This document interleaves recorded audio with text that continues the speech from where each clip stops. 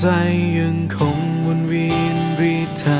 ซ้ำๆจากวันนั้นที่เธอจากไกลยังคิดถึงและยังห่วงใยแต่เธอเรื่อยมาจากวันนั้นที่เธอจากไกล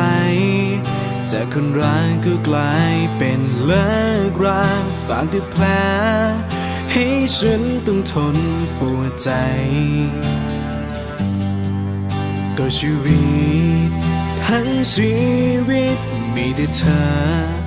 อยู่เรื่อยมาจนนี่จะร้อนลืมตาตื่นมาก็มีแต่เธอแค่ขอเวลาสักพักให้ลืมความรักมันไม่ง่ายก็คนทั้งคนใจทั้งใจสมองมันลืมช้าเป็นครึ่งชีวิตที่เราได้ใช้ร่วมกันมาช่วงเวลาที่เคยให้กันภาพฝันที่เธอให้ฉันจนลืมไม่ไหวก็คนเคยรักผูกพันกันมาตลอดเวลาทุกการกระทำตอกย้ำว่าฉันเคยมีเธอเสมอ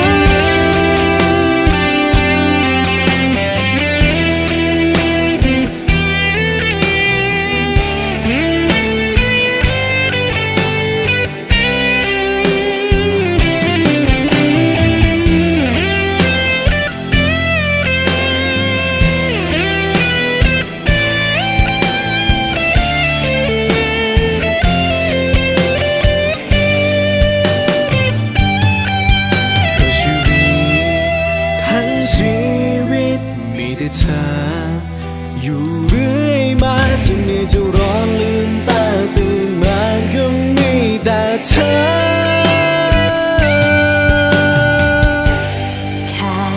ขอเวลาสักพักให้ลืมความรักมันไม่ง่ายก็คนทั้งคนใจทั้งใจสมองมันลืมช้าตั้งครึ่งชีวิตที่เราได้ใช้ร่วมกันมาช่วงเวลาที่เคยให้กันภาพฝันที่เธอให้ฉันลืมไม่ไหวลืมความรักมันไม่ง่า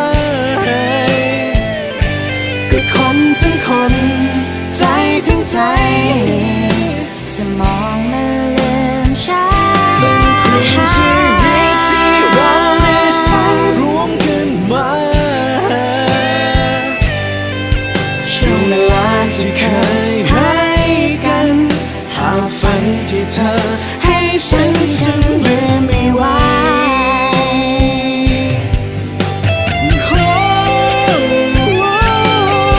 ช่วงเวลาที่เคย